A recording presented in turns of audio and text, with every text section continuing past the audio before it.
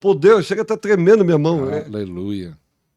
Algo poderoso que Deus está liberando neste dia. Pode dar lugar aqui, que nós somos pentecostal aqui. Deixa Deus te usar. Deus está liberando algo aqui. Deus está liberando algo poderoso. Ele é o mesmo ontem, hoje e será eternamente. Ele não mudou. Ele é fiel. Falando disso, eu lembrei de algo, um testemunho muito forte também que aconteceu comigo lá no Nordeste. Ele falando do Nordeste, fui num Pernambuco, se eu não me engano, a cidade de Varginha ou Vazinha.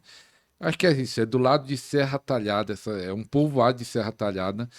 E eu e o presbítero João, que nós até passamos um dia desse com o pastor Ivan, que nós fomos levar a pastora Fernanda lá, e ele não estava, vai cá para a próxima vez, um presbítero João, passamos lá em Piranguinho, fomos levar a pastora Fernanda lá em Itajubá, né, que é a cidade dela, e aí ele tinha feito essa viagem para o Pernambuco e me chamou, vou ficar uns 20 dias na casa da minha tia da esposa dele até, que ele não tem Pernambuco.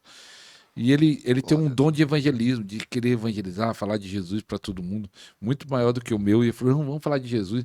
E quando eu estava evangelizando uma rua, chegou uma mulher assim, com a mão assim, tampando o sol, e nós olhamos para os olhos dela, essa parte que é branca, estava igual sangue. Estava vermelho igual sangue, ela assim, tampando o sol muito quente no Pernambuco. E ela falou, mas o que foi que aconteceu? Pensei na hora que foi até que ela tinha levado uma pancada, né? Os dois estavam muito vermelhos. Ela falou, não, aqui tem uma doença, falou o nome da doença, e o médico disse que vai operar, mas disse que ia operar, mas não sabia se ia ficar bom. E ela estava com medo de operar, e ela disse que sentia como se fosse areia nos olhos. E eu falei, não, podemos orar pela senhora? Ela falou, não pode. Aí nós fomos na casa dela, que ela morava do lado, né? Nós estávamos evangelizando na rua, oramos por ela, e ficamos falando de Jesus, oramos, ficamos. E aí o que aconteceu? 40 minutos, foi 30 minutos depois, já depois da oração eu vi que tinha acontecido uma mudança, mas ainda estava vermelho igual sangue. Mas 30 minutos conversando com ela, ou foi 30 ou 40 minutos, ficou branquinho os olhos dela. E aí que foi algo impressionante, que esse presbítero João, ele um ano antes tinha pregado dentro da igreja católica. Nossa, poder. Aí as freiras, mas só que no ano que ele pregou, que não estava sem freira, sem padre, sem nada, e aí eles tinham uma semana lá, e aí as freiras vieram falar com ele, eu fiquei sabendo que você deu a palavra no ano passado, e eu falei, mas tá meu pastor aí, é melhor chamar ele. E aí me convidaram para trazer uma palavra dentro da igreja católica. Eu fui, falei assim, onde me chamar para pregar a palavra, tem que ir. Seja em qualquer lugar, tá dando espaço para a palavra de Deus, eu vou pregar lá. E eu fui pregar, mas o que foi interessante... Você deve ser, tô parecendo um coroinha aí. Pregando lá. Mas o que interessante é que essa irmã comentou para todo mundo que foi curada, para a vila, né? Cidade pequena, vila, povoado. Depois que acabou, eu ia falar o culto, acabou a missa, que eu trouxe uma palavra falando de Jesus, Jesus é a salvação, Jesus é o caminho, mas respeitei, não falei mal dos ídolos, das imagens. Falei de Jesus, Jesus é o caminho. Jesus é o caminho, pô. E aí, depois acabou a missa, fez uma fila de gente querendo que eu orasse para mim, o presbítero João, para orar por cura, porque a mulher tinha falado que tinha curado, porque é um princípio, a cura divina sempre foi bíblico e até hoje é um grande instrumento de evangelismo, porque às vezes a família não quer saber de Deus, e aí às vezes um daquele familiar fica doente e ele recebe a cura, a salvação chega para toda a família. Às vezes os vizinhos observam que aquela pessoa foi curada, os vizinhos é salvo também. Então a cura divina serve para o doente, lógico, quando a pessoa está doente, está sofrendo, mas não só para ele. Às vezes isso vai abrir os olhos da família, vai abrir os olhos dos vizinhos. É um grande instrumento de evangelismo. Enéas, acho que Enéas estava 8 anos enfermo. A Bíblia diz que Pedro falou assim, Jesus Cristo te dá saúde. Ele levantou, foi curado, e 2 cidades, que cita ali logo em seguida, se converteu pela cura dele. Então, eu queria deixar esse pensamento, que é a cura divina. Você está escutando vários testemunhos de cura aqui pelo pastor Ivan. É um grande instrumento de Deus. Primeiro para o próprio doente, mas é um instrumento de salvação, de libertação, Deus pode usar. E queria perguntar, pastor Ivan, Sim.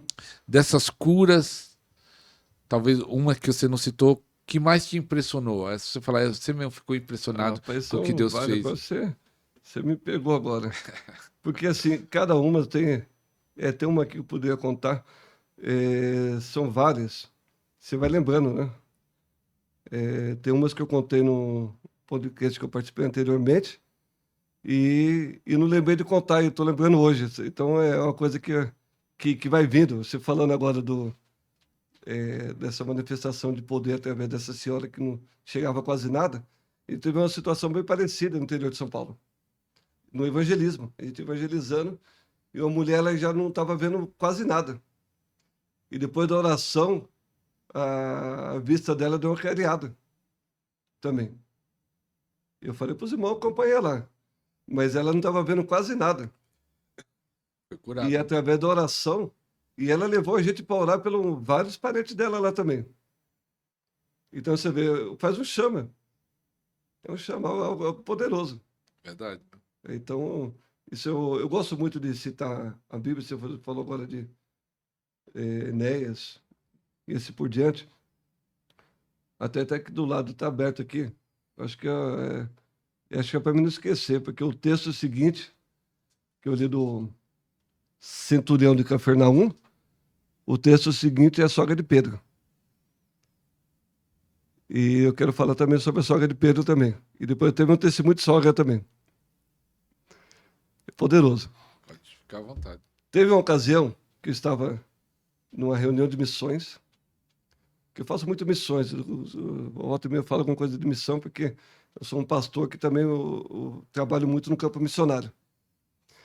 E uma missionária falou: minha irmã, o médico marcou, isso impactou.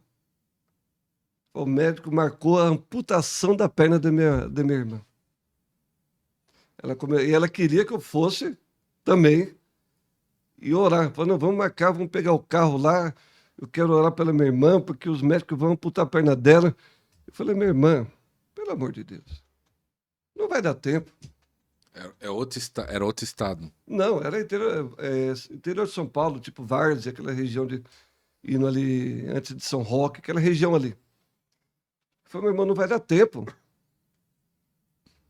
Eu até vou na casa da sua irmã, só que eu preciso orar por ela antes. Ela tendo chamada de vídeo? Chamada de vídeo. Então vamos ligar para. Não é depois, não. Para, não quero nem saber porque eu não gosto que a pessoa fique relatando. Falei: não, senão o milagre é de Jesus. Você já precisa do milagre? Então vamos orar pelo milagre. Não precisa contar o resto da história, não. Deixa para depois. Porque às vezes vem um pedido de oração, eu sou tipo assim. Aí chega um pedido de oração no grupo. A pessoa desenganada. Meu irmão, se você não orar naquela hora, você não vai orar depois. A rotina não vai dar tempo. Esquece. Para e ora na hora. Então, eu sou muito de orar na hora. Se um pedido de oração aqui no grupo, alguma coisa, eu paro ali, Jesus, visita, tal. Já oro e faço a minha parte. Porque depois eu esqueço. Natural do ser humano. Falei: irmão, vamos orar. Pegamos chamada de vídeo e começamos a orar pela irmã dela. Porque foi um erro cirúrgico. Um erro cirúrgico. Então, ela ia perder a perna. Rapaz, o jeito que estava a perna dela seria impossível andar. Mas Jesus, foi uma cura remota. Jesus foi lá. A irmã dela foi curada. Ela não precisou amputar a perna, depois ela mandou um vídeo para mim. Eu não tenho mais o vídeo, porque meu celular novo, já viu como que é, né? Perdi o vídeo. Ela mandou a foto, depois ela andando. Olha, pastor, estou andando. Com a perna que ia ser amputada, que a outra perna estava boa. Com a perna que ia ser amputada, ela estava andando. Jesus fez um milagre, ela não foi amputada. Depois ela fez uma cirurgia de correção, porque a perna dela ficou torta pelo erro cirúrgico. E mesmo com a perna com o erro, ela conseguiu andar com a perna com erro e tudo, porque o poder de Deus é maior. Depois ela fez uma cirurgia de correção e até hoje, para a glória de Deus, ela está com suas duas perninhas servindo a Jesus. Aleluia. Então isso impactou, foi uma cura remota. Foi algo poderoso. Então eu até tinha marcado aqui, ó, cura, amputação. E a sogra? Rapaz, eu tenho certeza que os ouvintes aqui amam a sogra, né? Posso ouvir um amém? Glória a Deus. Irmãos, quando Jesus curou a sogra de Pedro, eu não vou nem fazer brincadeira, porque tem pessoa que não gosta, né? Tu gosta do quê? Da brincadeira ou da sogra? Da brincadeira. A pessoa entende de outro jeito. Mas é a forma descontraída de a gente contar a história. Que Jesus, de fato, curou a sogra de Pedro. Eu estava pregando sobre isso. Deus me deu uma palavra no monte, eu liberei essa palavra aqui. E Jesus curou a sogra de Pedro. E quando ela foi curada, e Jesus pegou na mão dela, ela se levantou, foi curada. Automaticamente, primeiro ato daquela mulher, ela começou a servir a Jesus e todos que estavam ali. Então, Deus tem um propósito. Ele te cura para que você seja útil, que você sirva. É uma ativação. Aquela mulher ela foi ativada. A Bíblia fala aqui que ela foi ativada. E tocou-lhe na mão. Jesus entrou na casa de Pedro, viu a sogra deste jazendo. Jesus cura a febre? Cura, irmão. Cura. Até tem uma cura do. Orei pelo pedreiro que estava com dor de cabeça. Depois eu vou contar essa aí também, que estava jazendo com febre. Jesus tocou-lhe na mão e a febre a deixou. E a Bíblia diz: e ela levantou-se e serviu-os.